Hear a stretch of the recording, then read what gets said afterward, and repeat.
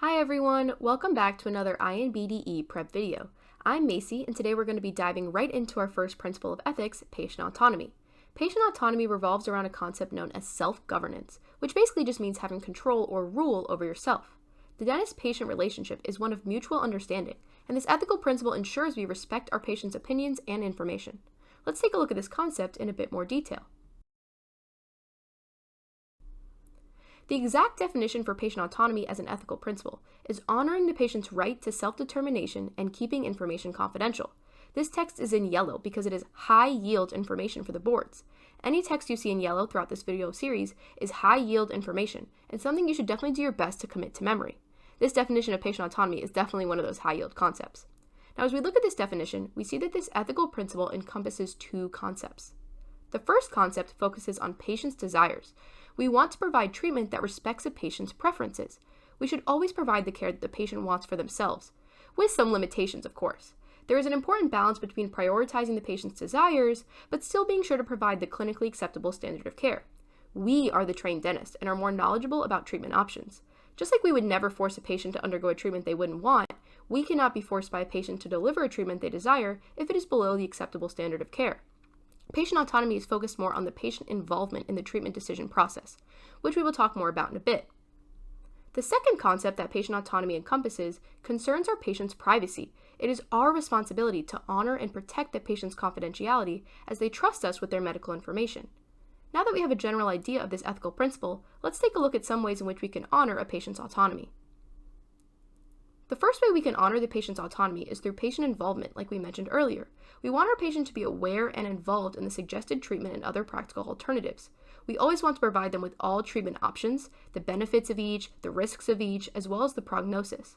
Once we present all clinically acceptable treatment options, which should always include the option of doing nothing, it is up to the patient to decide what care they want to be provided with. This is all essential for the process of informed consent, which falls under patient autonomy. If you see any questions about a lack of informed consent on the boards, just know that the ethical principle being breached would be patient autonomy. Now let's take a look at patient involvement in play. You notice a patient is at high risk for cavities, so you offer the patient fluoride varnish or high fluoride toothpaste, while also advising that the fluoride varnish may be a better option for them. You've explained each treatment, their risks and benefits, and are giving the patient two practical alternatives. This allows the patient to be involved in making the decision concerning them. The next concept that falls under the principle of patient autonomy revolves around patient records. As we said before, we must keep patient records confidential, and we must release records to patients if sought by other practitioners or by the patient, such as when the patient switches providers and requests records from us. It is so important to emphasize that these must be released to the patient or practitioner independent of the patient's balance. So let's say a patient has switched providers and they call your office requesting their x-rays be sent over to their new provider. Even if they have a balance on their account, you are still required to send over to the new provider under patient autonomy. Now, in some cases, you may need to obtain written approval before transferring information, all depending on the jurisdiction and its laws.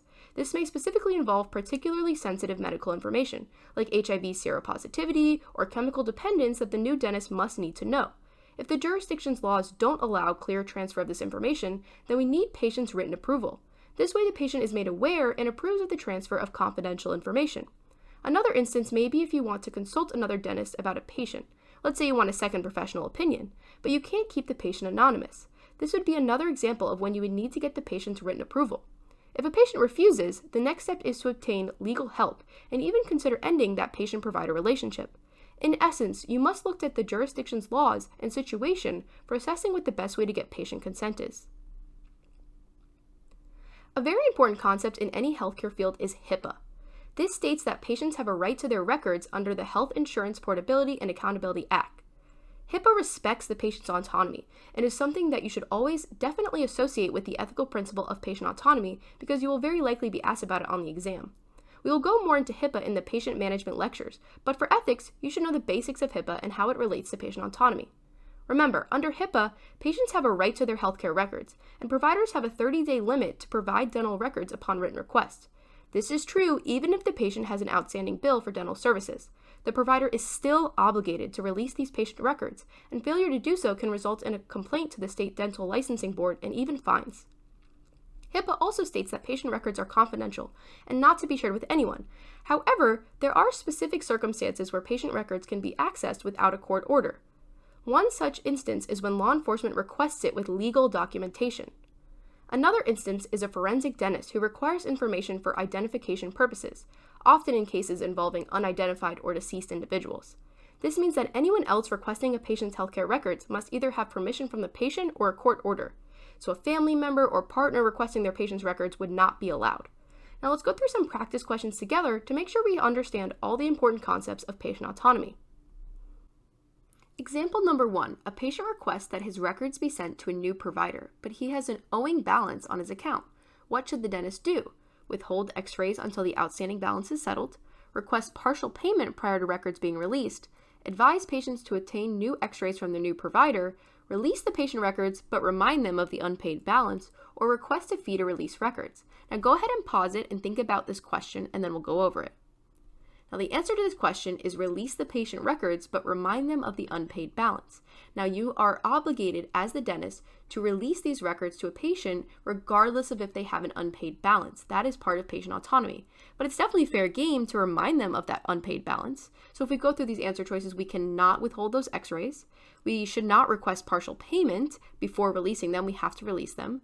We should not advise them to obtain new x-rays from their new provider. We need to give them the ones that we took. And then we should not request a fee to release records either. We have to release them regardless of the unpaid balance. Example number 2. Which of the following would you do if a law enforcement officer arrives with documentation and legal court order requesting a specific patient's record? Ask the patient for permission, provide records to law enforcement, refuse to give the records and inform the patient, consult with legal counsel before taking any action, delay providing the records and ask for more documentation. Once again, pause it and think about it before we go over it. In this case, we want to provide records to law enforcement. This is one of those few HIPAA exceptions where if the officer has documentation and a legal court order, we are obligated to provide these records for this patient. Now, we don't need to ask the patient for permission, like A says. We don't want to refuse to give the records, and we don't need to inform the patient. We don't need to consult with legal counsel before taking action. They already have the proper documentation and court order, and we don't want to delay providing those records or asking for any more documentation because they have the necessary documentation and legal court order. Example 3. Each of the following statements regarding HIPAA are true except one. Which one is the exception? A. HIPAA requires dental offices to keep patient information private and secure. B. Dental offices must always get patient permission each time before using their information for treatment. C. Dental offices must give patients a notice explaining their privacy rights. D. HIPAA permits healthcare providers to utilize patient information for billing purposes without explicit patient consent for claims. Or E. Dental offices must train their staff on how to protect patient information. Go ahead and pause it and think about this question. The correct answer here would be B. Dental offices must always get patient permission each time before using their information for treatment. So by this one being correct, that means it's the exception. Although we do need to get patient permission to use their information, such as their medical history for treatment, we do not have to get their permission each time. Once they have given us permission to use their medical history for treatment, we don't have to get explicit permission each additional time they come in for a filling or a crown or any other treatment. For example, say the patient's medical history says they have heart failure, and we use this information to reduce the amount of epinephrine we give them at an appointment. We do not need to get their permission at their next appointment to refer to the medical history and make the same treatment decision concerning the epinephrine. Let's look through the other answer choices. A is absolutely correct. It is our obligation to protect this information under HIPAA. C is also definitely correct. It is important that we make patients aware of these rights because some may not even be aware that they have them. D is also correct. Once the patient has given us permission to their private health information, we do not need to get their explicit consent to send in billing claims. Once we have consent to use the information for treatment, we can use it for billing. And finally, E is also definitely true, as we want everyone in the office to know how to uphold HIPAA for our patients, especially because it all falls under patient autonomy. Example number 4. Under HIPAA regulations, each of the following scenarios does require a court order to access a patient's records except one. Which one is the exception? A law enforcement officer investigating a crime, a forensic dentist needing information for identification purposes, an attorney representing the patient in a legal case, an insurance company verifying a claim, or a family member requesting records for personal use. Take a second and look through these. Go ahead and pause it. The answer for this would be B, a forensic dentist needing information for identification purposes. That is the exception. Now, a law enforcement officer investigating a crime needs a court order. They don't have the proper documentation in court order already if they're just investigating a crime, so that would be incorrect. An attorney representing the patient in a legal case would also need a court order to access a patient's records. An insurance company verifying a claim would also need a court order, and a family member requesting records for personal use definitely would need a court order or the patient's written permission to access their records. As we come to an end, let's do a quick recap of everything we went over in this video on patient autonomy. Patient autonomy means we need to respect the patient's right to self-determination and confidentiality, release records regardless of the patient's balance, and that written approval from the patient may be needed to release healthcare information in some cases. Alright guys, that is it for today's topic. Thanks for watching and see you next time with the next ethical principle.